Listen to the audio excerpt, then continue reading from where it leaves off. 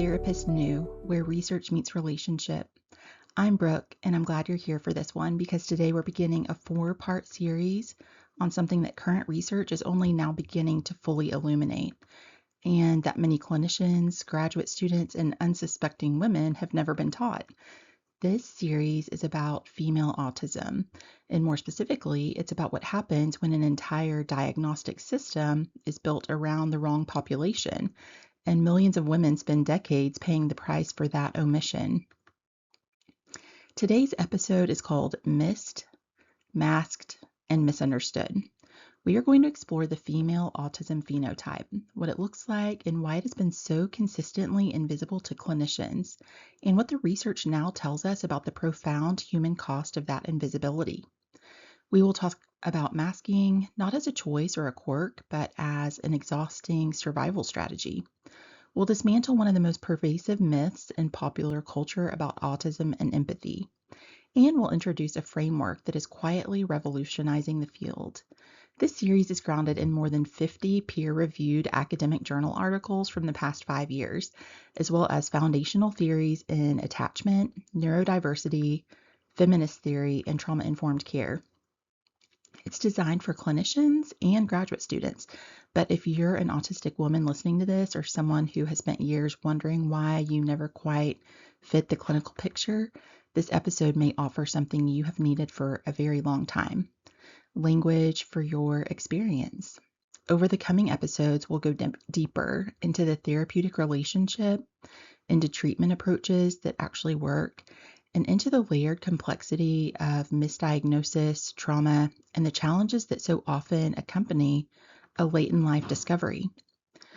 But we start here, with the question of why so many women were never found in the first place. This episode will reference parts of previous episodes, so please be sure to go back and listen to capture all of the context. To understand how this happened, we have to go back to the beginning, to where the clinical picture of autism was first drawn. The foundational models of autism were developed in the 1940s. Their observational cohorts were almost entirely young boys. That single fact, who was in the room when the measuring stick was calibrated, shaped psychiatric understanding of autism for the next 80 years. The clinical picture that emerged was inherently male-centric, a child who appeared solitary or disengaged, who displayed obvious externalized repetitive physical behaviors, and who struggled visibly and unmistakably with social interaction. For decades, the male-to-female ratio for autism diagnosis was widely cited as 4-to-1. 4 boys diagnosed for every 1 girl. Current research now suggests that ratio is actually closer to 3-to-1 or possibly as close as 2-to-1. If the true ratio is 2-to-1, but clinical practice has operated on a 4-to-1 assumption for over half a century, the implications are staggering. It means an entire generation of women was sitting directly in front of their doctors, their teachers, their therapists, and being missed entirely. Not because their neurology was absent, but because the diagnostic tools were never built to detect that. The DSM timeline makes this even more sobering. The DSM-3 was published in 1980 and introduced autism with a rigidly male-centered framework. It was not until the DSM-5-TR, the text revision, published in 2022, that the manual explicitly included diverse examples and made meaningful reference to female phenotypes and camouflaging behaviors. 2022, that is, in clinical terms, essentially yesterday. For decades, the literal rulebook of psychiatry did not account for how autism presents in a significant portion of the population. And even with that recent revision, current research indicates that standard screening tools used in most general practice settings still frequently miss the presentation in adult women. The historical inertia of the male-centric model is powerful. Clinical practice on the ground takes a long time to catch up to the text. So what happens in the meantime? When a clinician sees a woman's distress but does not recognize its source, they don't see nothing. They see something, and they name it. Clinical psychology research consistently shows that women are frequently misdiagnosed with severe depression, generalized anxiety, personality disorders, or other disorders long before autism is ever considered. The autistic traits are not invisible. They are simply attributed to the wrong cause entirely. This phenomenon is called diagnostic overshadowing, and for many women, it means years or decades of treatment that address the symptoms while missing the foundation entirely. So, what does the female autism phenotype actually look like? Because if we're going to understand why it has been so consistently missed, we need to understand what clinicians were and weren't looking for. The female autism phenotype is not a different condition. It is a different presentation of the same underlying neurology. And its defining characteristic is that it is internalized rather than externalized, and socially camouflaged rather than visibly disruptive. In social communication, autistic girls often demonstrate significantly better superficial social reciprocity than autistic boys. They may stay near their peers, weave in and out of social groups, and integrate verbal and nonverbal behaviors in ways that closely mimic typical interaction. To an outside observer, like a teacher, a parent, a clinician, they appear to be engaging normally. The internal experience, however, is something else entirely. Even the intense, focused interests that are a core diagnostic criterion for autism present differently in women and girls. The stereotypical male presentation is a hyperfixation on something like train schedules or dinosaurs. It's easy for a clinician to flag this as an unusually restricted interest. But a female typical intense interest might be highly focused and cognitively consuming while remaining entirely normative in its subject matter. So, a young girl who has accumulated an extraordinary depth of knowledge about a specific pop star or a book series or animal is often seen simply as a very dedicated fan. The intensity and duration of the focus are autistic, but the subject blends in seamlessly. The sensory profile also looks different. Current research describes a complex interplay of sensory aversions. So, hypersensitivity to noise, tactile sensitivity to different types of clothing or textures, alongside sensory seeking behaviors like spinning or rocking or moving. These experiences are real, often overwhelming, and frequently invisible to everyone around the individual. And here's perhaps the most telling indicator. Many autistic girls are described by their teachers as model students, perfectly quiet, compliant, and well-behaved. And then they walk through their front door at home and experience a complete meltdown.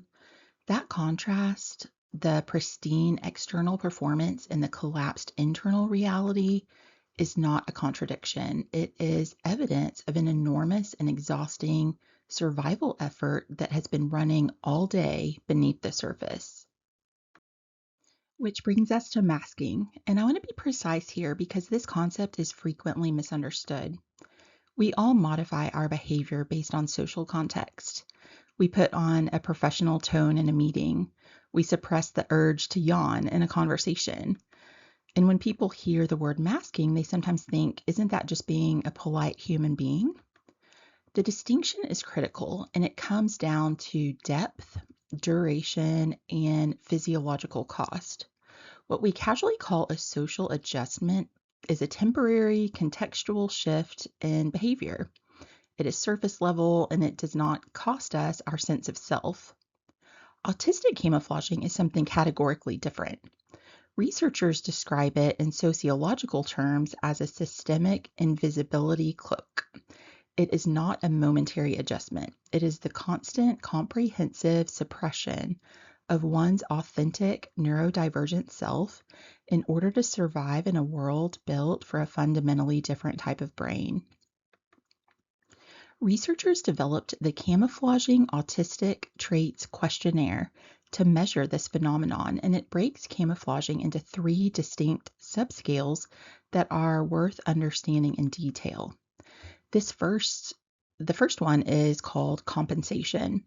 Compensation means manually doing what neurotypical brains do automatically. So consciously scripting eye contact, tone, and responses in real time, or pre-planning conversations and studying television characters to learn how to deploy the right facial expression at the right moment. What comes effortlessly to others becomes an exhausting, never-ending cognitive performance. The second subscale is masking, the active suppression of naturally occurring autistic characteristics. This may mean forcibly suppressing the need to stim, the self-soothing regulatory movements like rocking or vocalizing that the nervous system uses to manage sensory overload.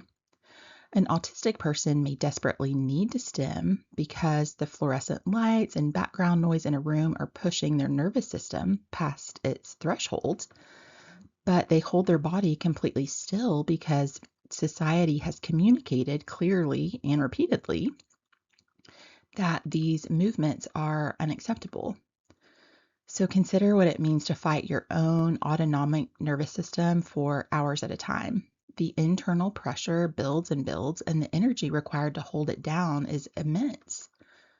The third subscale is assimilation, the attempt to blend in completely, to avoid standing out at all costs. This often involves adopting the mannerisms of socially successful women nearby, to the point where the individual's own authentic personality is entirely eclipsed by the performance. It is not just behavioral, it is an identity level erasure. And why are women and girls socialized into this invisibility cloak so much more effectively than boys? Because from early childhood, girls face vastly disproportionate social expectations to be cohesive, empathetic, accommodating, and relationally skilled. A boy who is loud, intensely focused, or blunt in his communication is often excused. A girl with the same traits is corrected. The social penalties for an autistic girl failing to perform social normativity are swift and severe, so she learns quickly and she learns to hide. The long-term consequences of this invisibility go far deeper than misdiagnosis. They reach into something more fundamental, a person's ability to understand their own experience. There's a concept from feminist philosophy called hermeneutical injustice, and it is one of the most important ideas in understanding the trauma of late diagnosis. Hermeneutical injustice occurs when a person lacks the conceptual framework or vocabulary to understand their own lived experience, not because they lack intelligence, but because the dominant culture has simply failed to generate that knowledge.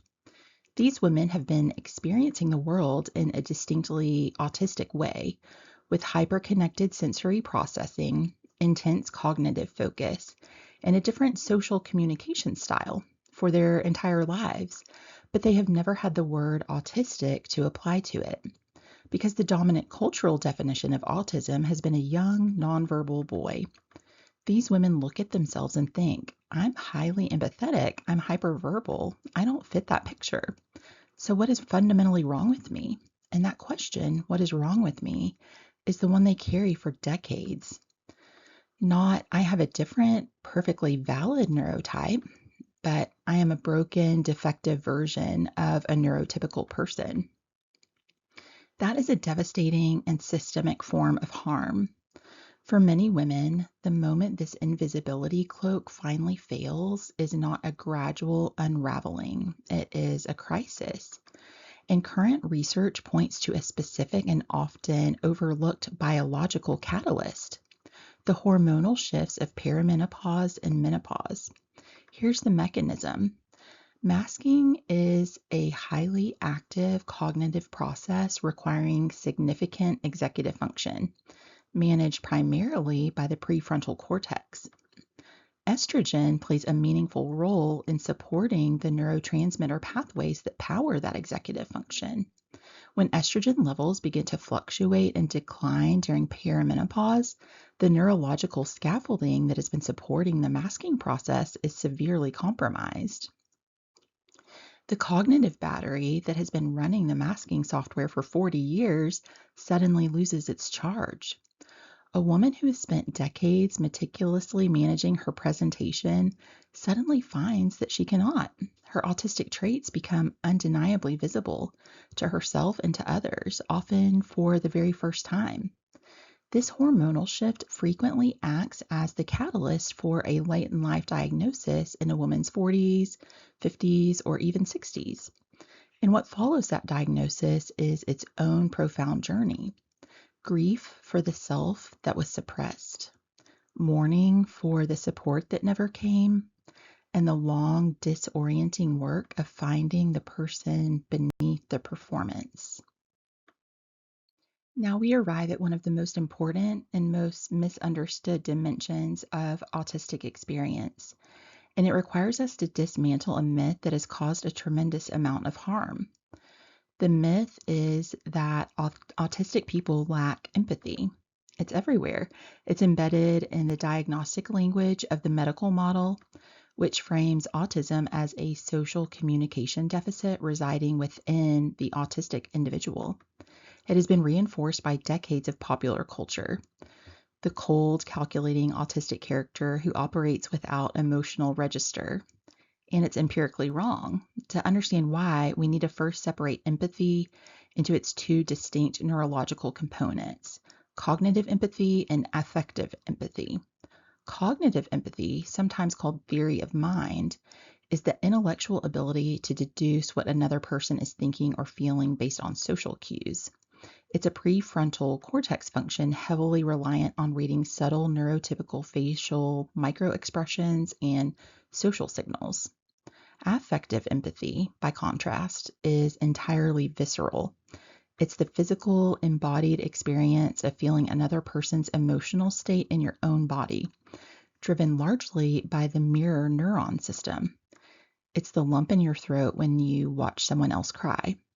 Here is what the research shows.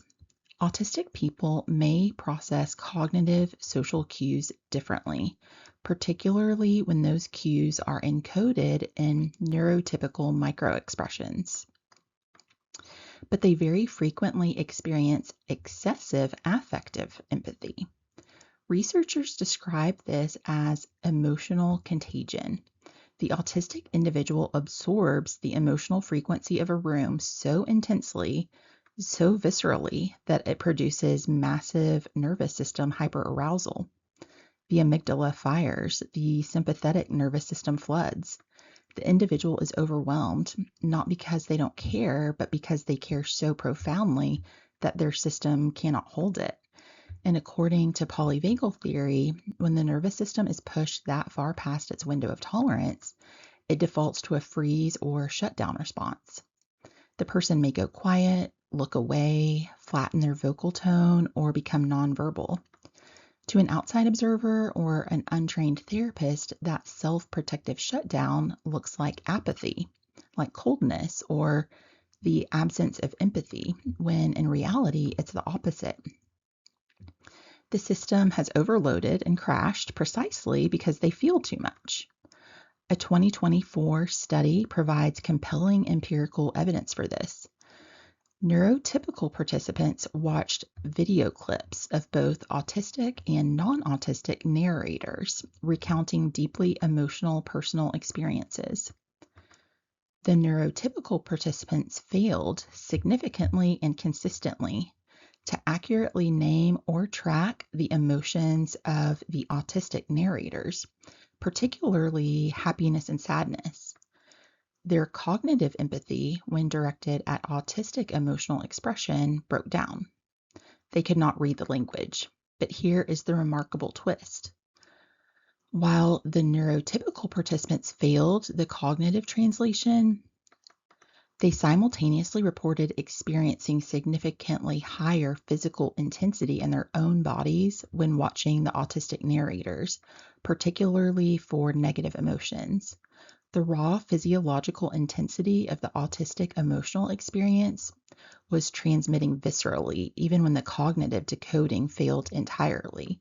The emotion was real, powerful, and present. The neurotypical brain simply lacked the translation key. The theoretical framework that makes sense of all of this is the double empathy problem, which was first proposed in 2012. Milton's theory reframes social friction between autistic and neurotypical people not as a unilateral deficit in the autistic person, but as a bidirectional breakdown in cross-neurotype communication. So neither brain is defective.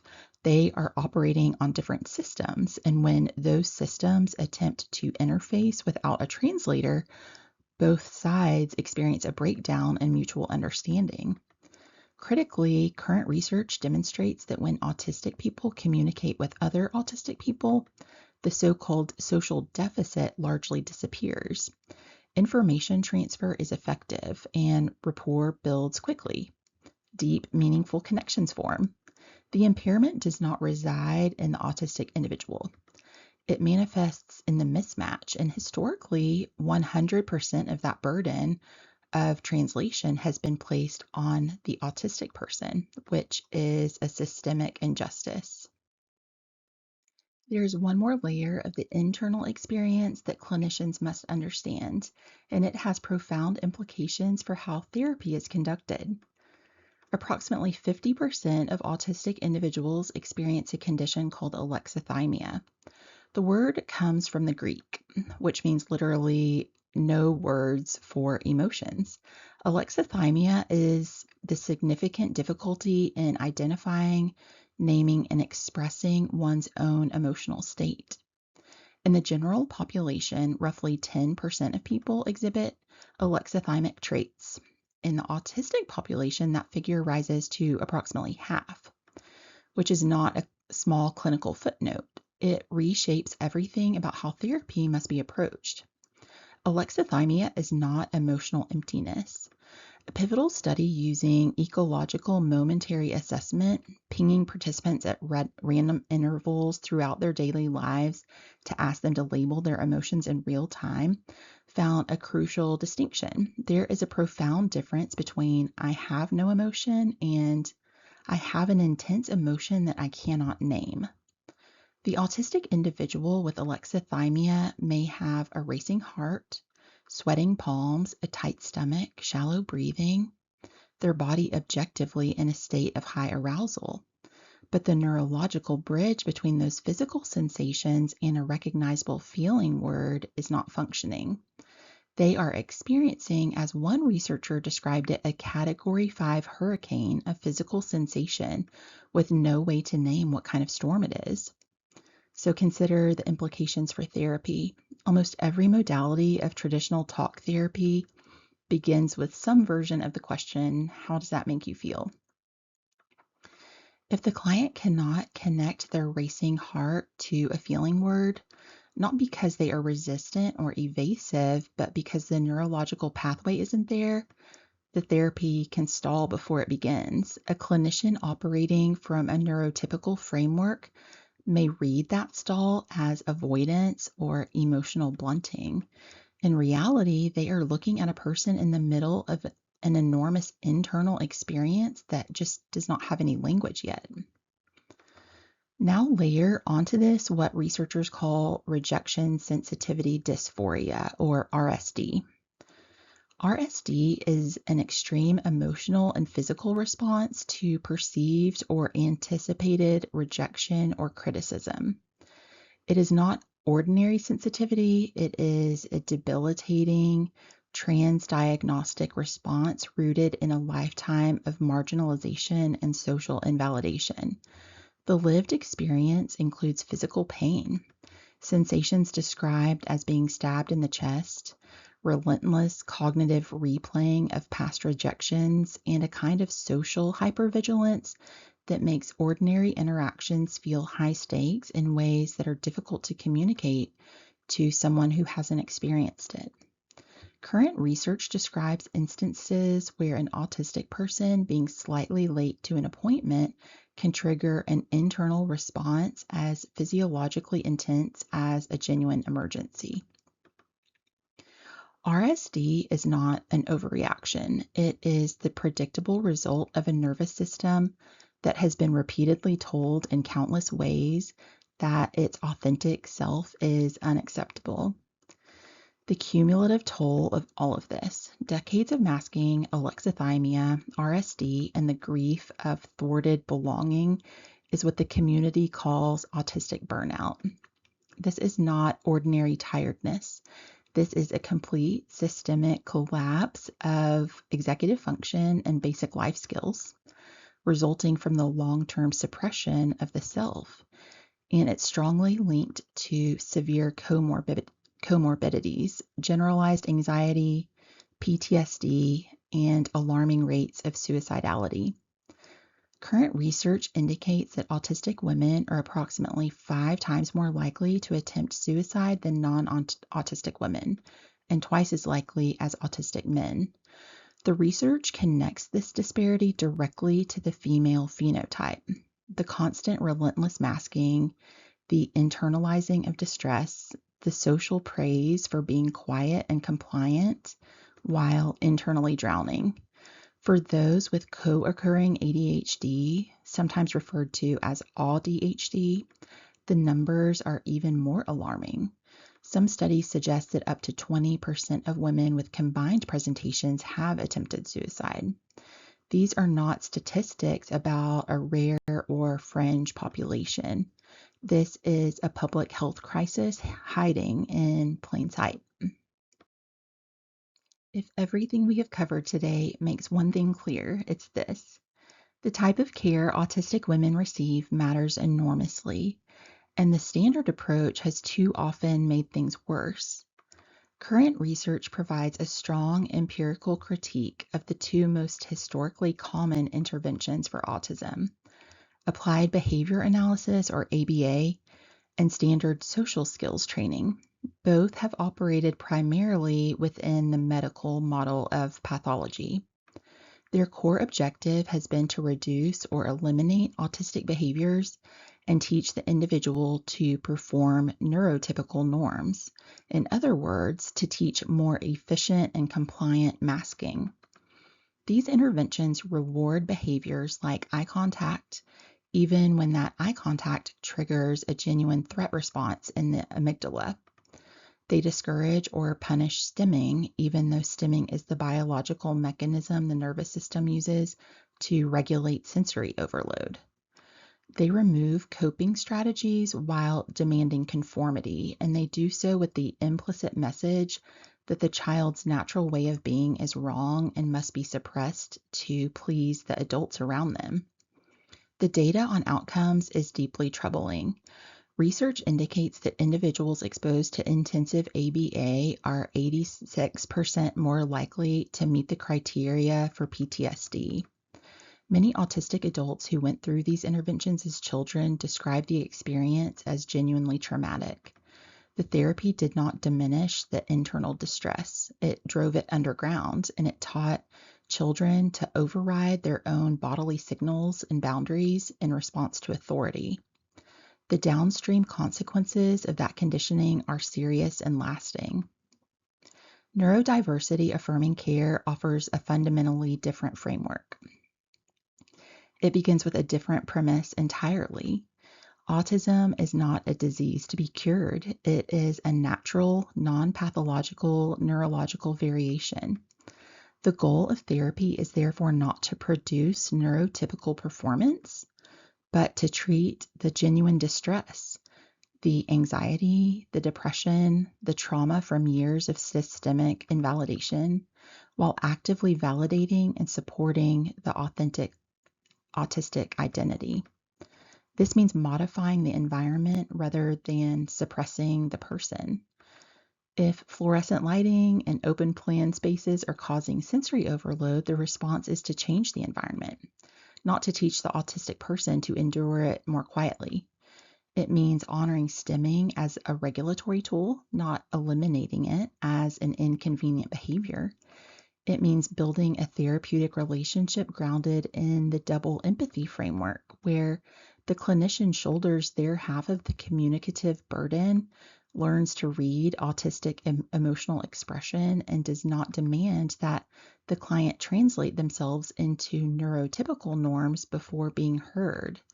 It means, at its foundation, treating the autistic individual as the primary expert on their own experience, not a patient to be corrected, but a person to be understood. Let's take a moment to bring together the ground we've covered today.